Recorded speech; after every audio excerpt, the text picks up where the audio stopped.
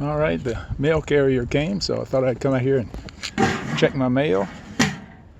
Got a couple of things here. It looks like a bill from an insurance company and some junk mail here, some advertisements, and oh, look. Also got a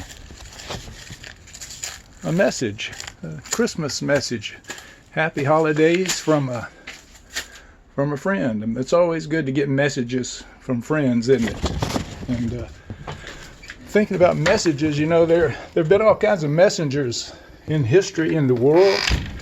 There have been the guy who ran the marathon. The guy ran 26 miles. He was a messenger, and he carried messages of victory to the people of Athens, that he was proclaiming their victory. And I think it was 490 BC. There was even a messenger pigeon during World War II who flew to the front lines and carried a message warning the Allied troops of an impending bombing that was coming, and saved a couple thousand lives of Allied troops. There are a lot of messages in our lives, in our phones, in our technology. We get messages all the time. In the Bible, lots and lots of examples of messengers delivering messages to Hezekiah and Job and Elisha and David, warning them of things, prophesying things, lots of prophets, messages everywhere in the Bible. But there's one particular messenger we'll be talking about today, and I'm going to see if you can guess who it is.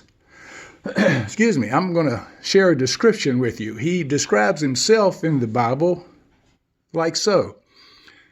I am the Alpha and the Omega, the first and the last, who was dead and came to life. Who has a sharp, two-edged sword. He has eyes like flames of fire. He is the Amen, the faithful and true witness, the beginning of creation. The Bible describes this messenger, in addition, saying this messenger is the King of righteousness, King of the ages, King of heaven. He's the King of glory, the King of kings, and the Lord of lords. Do you know who it is?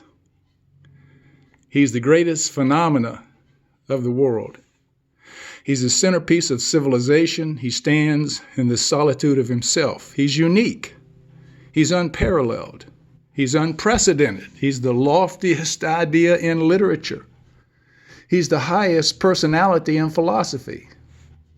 He's the supreme problem of higher criticism. He's the fundamental doctrine of true theology. He's the miracle of the age.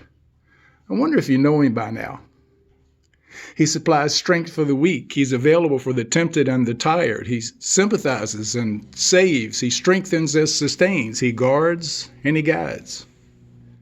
He cleanses lepers. He forgives sinners. He discharges debtors and delivers captives, defends the feeble, serves the unfortunate, and rewards the diligent. Do you really know this messenger? Our messenger is the wellspring to wisdom, the door of deliverance, the pathway of peace. He's the roadway of righteousness, the highway of holiness, the gateway of glory. His promise is sure. His light is matchless. His goodness is limitless. His mercy everlasting.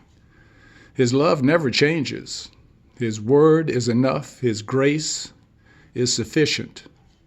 His reign is righteous. His yoke is easy and his burden is light. I wish I could describe him to you.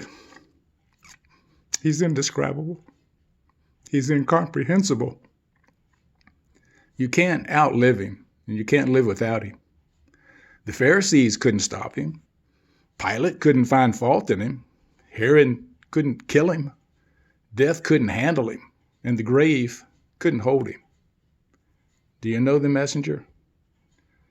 This is the messenger of today's lesson.